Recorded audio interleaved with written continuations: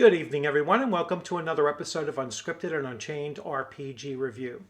I am Richard Bloodworth Salati, and as you can see by the graphics, today I'm going to be talking about Fallout, the Amazon Prime series of Fallout. I'm going to be doing a Season 1 review, but it will be spoiler-free. I had just finished watching Episode 8 today, and overall, I really enjoyed this. I really enjoyed this series. I was really quite surprised at how well it was handled, and I know some people might argue, "Oh, it's not true to the absolute lore of the Fallout computer RPG series." However, with the number of vaults that there were in play in the series, up to as many as 100 different vaults. And they're focusing on vaults 31, 32, and 33. There's a lot of creative license in there because they can have some deviation from the absolute lore that might have been pieced together going from Fallout 1 through Fallout 4 and Fallout 76, which are all the computer games and plus the MMORPG. So I was really impressed with this.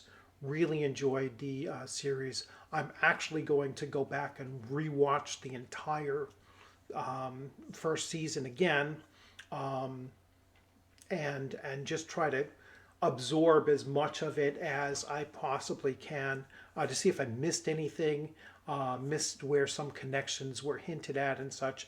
But again, this is going to be a spoiler-free review. Now, so right now I'm at, just not to, bury the lead too much, I'm at like a 4.5 out of 5, or, the equivalent of a, that would work out to like a 90 plus percent, 9 out of 10. Really, really enjoyed this. And actually, it would be 95 out of 10, but, really did enjoy this. And here I go.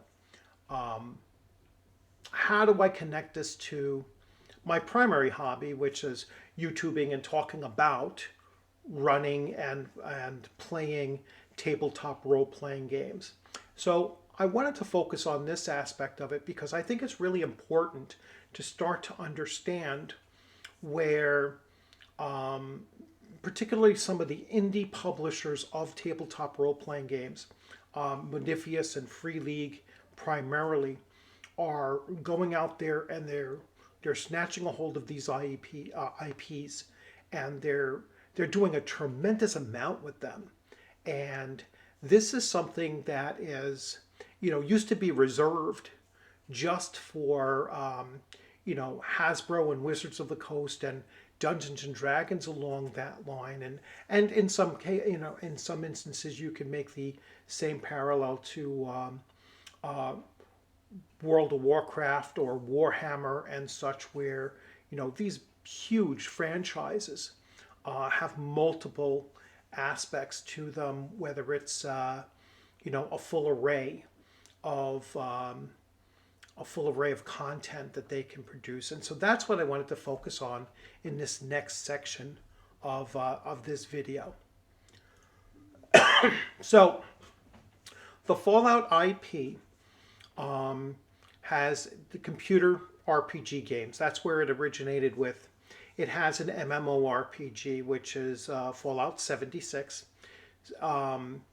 It has the tabletop role-playing game, which is put out by Modifius, and I'm going to show you a whole separate panel on just what they're currently doing now with it. It has a skirmish game, a skirmish war game, also Modifius, a board game, which I think might have been Monolith actually, but could have also been Modifius. I'm pretty sure it's Monolith though. It has a streaming series now. There are, of course, toys and books. Most of the books are game guides for the computer RPGs, and then merchandise on top of that. So they really took Modifius and in coordination with Bethesda. I don't know if I mentioned the Magic the Gathering cards as well. They've really taken all of this. Excuse me. Excuse me. Sorry about that. They really took this IP and just launched it out there in such a multifaceted way, and just so many ways to access this IP, that I think this is really becoming an industry standard for the big boys out there. So this is the thing where Hasbro and Wizards of the Coast, and now you have to put into that same field, whether it be Modifius is really picking up its game there. Free League is also doing that. Now, other game companies have had multifaceted, multifaceted presentations of their IP as well.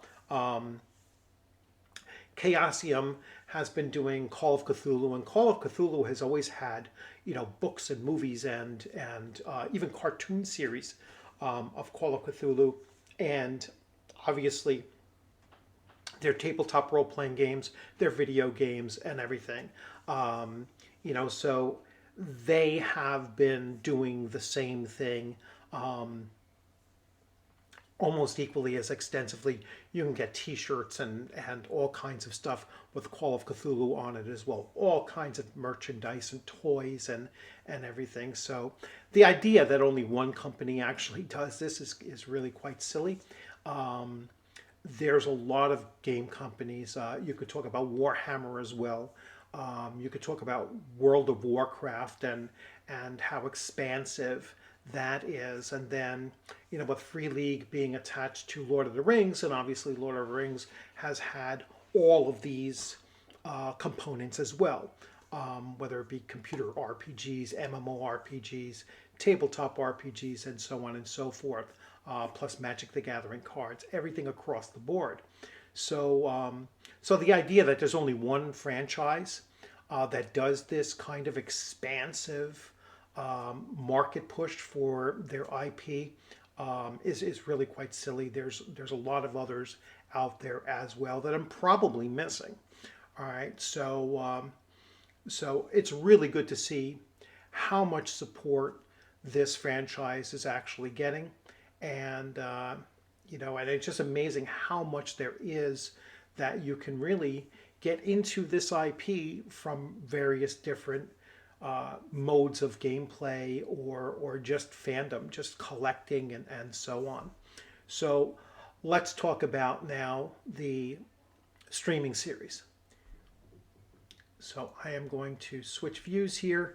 So so as you can see, I just wrapped up, episode 8, and I am going to go through here, and I want to talk about the here's the characters, and I'll go through each of the characters and everything. So here is Lucy McLean. She is the main character of it, and I mean, she has an incredible story arc, and without, and I will put this political thing out there, without being a Mary Sue, which is something that's surprising, but her growth arc is really something to behold, and the actress, unbelievable how well she portrays this. I know a lot of people talk about her eyes and how she looks almost like an anime character, and they're like, is that CGI and all kinds of stuff. No, she is, I mean, that's her look, and she is incredible in this part. Then we have Hank McLean, her father, and he has, and I will be very spoiler free here, he has a really interesting arc, considering that you see him in the first episode and then in episode 8 and nowhere in between. And yet his arc is really developed, going through, and just very, very interesting. Then here is Norm McLean. He plays, he is Lucy's brother. And again, another really interesting character. I remember this actor from Hannah Montana when my kids were watching that, and I was like, oh my gosh, this guy really hasn't changed that much, even though he's probably 10 or 12, 15 maybe even years older. Um, but really interesting character, great arc to him. Um, Here is Chet, and Chet is Lucy, and you know, uh, Lucy's cousin and his cousin as well, Norm's cousin as well. And there's just one particular scene that this guy really, really captures, and it's a scene where he admits to something, and like I said, this is spoiler free, and it's just an amazing scene, and so you know, um, it's certainly a moment where this character, you can kind of see that arc that he reaches and that realization about himself, and it's well worth the watch. Now, this is she becomes let's see. I thought she was actually I was mistaking her for the husband. I mean the wife of she and her husband Bert were married. I thought she was married to Chet, or at least they got married to Chet. But anyway, um, she has a little bit of an arc as well, not as much as some of the others, but there is a connection to her as well that develops. Then here is Betty Pearson, again, another really interesting arc that she is on, and then we have some, Woody Thomas's and Reg McPhee are people who are going, trying to become the vault administrators, and they fail to do so, and so it's they are members of the governing body of the vault though, but they want to be the overseer of the ark of the vault, and they don't make it there. But again, kind of interesting. So these were the vault dwellers. Now the wastelanders, and we'll go all the way back over to here. So we have the ghoul, who has almost like two roles here. So he has the pre, the pre cataclysm, and then the post cataclysm, or the post fallout.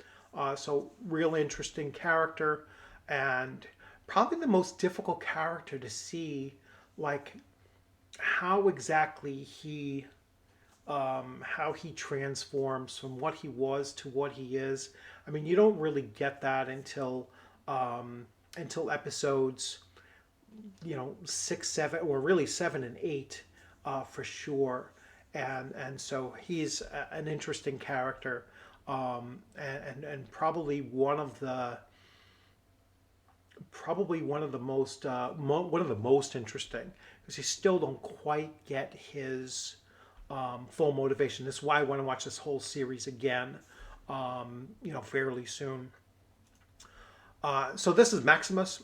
Again, he is so he is part of the Brotherhood of Steel. He is a squire first, and then he ends up taking over the role of a knight, which are the guys in the big power suits and everything, if you're familiar at all with it.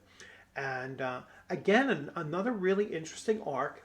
And I know some people have criticized this character, and they were like, oh, he's kind of, he's not like a fully developed character, and I absolutely disagree. I think he's a great character. And then we get some other individuals. This guy is a scientist. He doesn't have much of an arc, but his role in the story for everyone else kind of comes together. Same thing with Thaddeus here. Not very much of an arc and everything. He he's kind of like that annoying kind of sidekick kind of character that you end up not really, or at least I ended up not really liking, and then, it's like he's kind of a pathetic character throughout the entire thing, very envious of Maximus. Then here is Dane, and Dane is um, she's on fairly early on, and then she's you know disappears for about three or four episodes, and then she comes back in episode 8, and you start to see some of the connection between her and Maximus, and and just how they both kind of support each other in a way.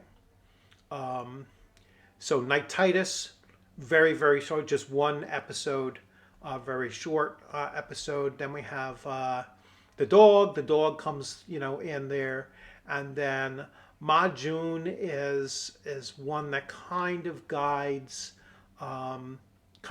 Lucy as to where she needs to go.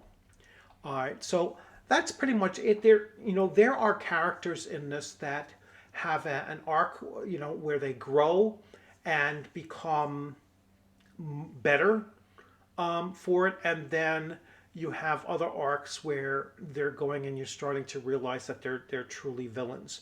And I'll let you watch that and sort that out, because it's not. It's very subtle in some places, and it's and then sometimes it gives you that aha moment as well, like, oh, okay, now I see where they're going. Equipping your vault, I mean, you can shop on Amazon and get all kinds of little trinkets here and there, and there's the music from Fallout, and which has a lot of, I mean, this is awesome that you get the soundtrack of and it'll have all of these 30s, 40s, and 50s music that kind of plays throughout both the video games and throughout this series as well. And then you have and now you have all of this. There's even a Grubhub for it. I didn't even realize that. So that is the first aspect of it that I wanted to wanted to talk a little bit about, is just the series. I really think that it's a must-see series. I believe, as of like yesterday, it was coming up as number 3 on Amazon, and then this morning I saw it was it's number 1. So I'm fairly certain it's the number 1 series on Amazon Prime right now. That might fluctuate back and forth and everything, but I really didn't notice anything else that could be competing with this in the moment right now. So we'll see how long that lasts. The other thing that I wanted to show you, and I'm going to switch over to this, is to make that other tabletop role-playing game connection with you. And so here we go. And so Vault 33 sales, so everything, and that's a connection to the vault that Lucy comes from, and so everything on Modiphius's, and I use their U.S. channel, their U.S. page, because you get cheaper shipping and handling that way. Everything is 33% off, and a lot of this stuff is actually sold out. All right, so unfortunately, I wasn't able to get. I wanted to get the starter kit because the starter kit will come with the dice and some of the other things, and it's actually a better purchase than getting the dice set and then the short rule book and everything like that. So I'm waiting for the starter kit to go back on sale, and as of like yesterday or the day before, the starter kit was on Amazon. Now it's no longer on Amazon. So they must have sold out there as well. So this thing is selling really, really well, especially while they're running the sale. I will most likely get the starter kit, the full core rule book. The starter kit, like I said, will come with the dice, and absolutely want to pick up the screen, because the screen comes with both the Game Master screen and the booklet. Modiphius's booklets are so necessary because they really do help you write up new adventures and create new adventures. I'm also putting in for the perk cards because those are nice on the on the table. When you're playing convention play or whatever, it's nice to put tangible things in the in your players' hands and everything, so they can look and see, and they can have their little, oh, these are my perks, and I might even get more than one deck just in case we have some duplicates or need some duplicates out there on the table. But so that's kind of what my cart is looking like right now at like $76. And once I pick up once I get the starter kit, then I'll push it around. I believe it was going to come around like $90 or something like that. So certainly a really good bargain in my mind, because you're getting a full system for $90. But they literally have a slew of stuff here. Sorry, still struggling with my breathing. But anyway, you have all of this stuff for their skirmish game. They have figures and all kinds of things, including terrain, and it's just unbelievable how much they have for this IP. I'm talking about Modiphius. So they have a ton of stuff there. So again, super impressed with with season 1 of the Fallout series on Amazon Prime. Tremendously supported with all kinds of merchandise and different ways to access this IP, whether you're into computer gaming or MMOs or tabletop or Magic the Gathering or any of those things. Multiple ways to access this IP and enjoy it the way that you're most comfortable with.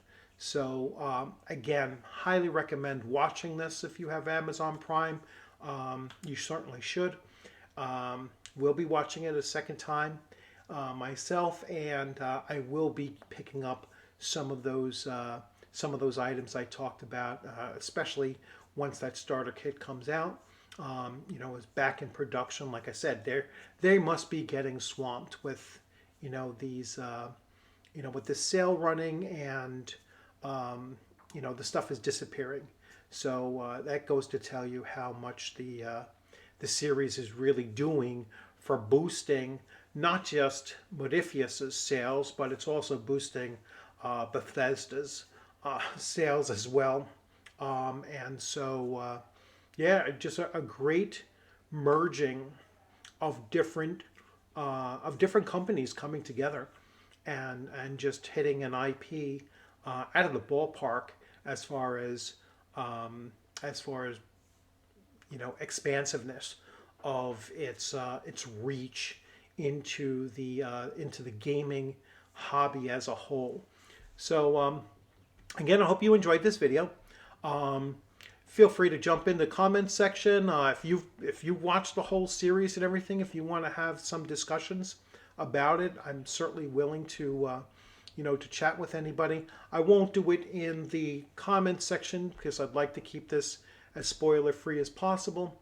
But on my Discord, you can go find me on the Discord, and we could chat about this on Discord if you wish. And for anybody else out there, if you haven't subscribed yet, please consider subscribing. If you haven't been watching my Fallout 4 videos, check some of those out. You'll see me playing. I haven't played the game in years, so I'm making a lot of mistakes and everything like that. So, but certainly check out those and go in there and give me some tips if you're hey, you missed something over there, and try to double back and go back to that thing, because like I said, I never played Fallout 4 that much. I got to building a few things for the house, very, very early on in the game. And then I just got sidetracked into, probably 100 other games that I was playing at the time and just never got back to it again. So, but yeah, definitely check out those videos. Certainly put in any comments or tips or hints that you can give me in those. And I look forward to seeing you on a gaming screen sometime soon or at a convention, hopefully even sooner. I have several conventions coming up that I am running games in. One in June, one in September, and then January of 2025. On the channel, I have a whole bunch of interviews. I have an interview tomorrow night that's already posted, and you can see that on the page. I have an interview coming up on Thursday at 10 a.m. in the morning, Eastern Time. Another game creator and a convention game master. So be on the lookout for that. And then the following week, I believe on the 7th, I will be doing an interview of the organizer of Page, which is the Philadelphia area games expo second season. I'll be talking to him as well, and so you'll see the link for that coming up in the next couple of days. That's Ron, by the way. I'm sorry, and just a whole bunch coming on the on the channel over these next week and a half or so. So hit that alert button so that you get alerts when you have subscribed. Hit the alert button so you'll know when something is about to drop. And I've been pre-advertising these interviews in particular, so you'll already get a heads up as soon as you log into my channel. You'll be able to see the heads up there. I've also been using the community tab a lot more often as well, so you can always check out the community tab. All right, you all have a great rest of your weekend, and as always, thanks for stopping in.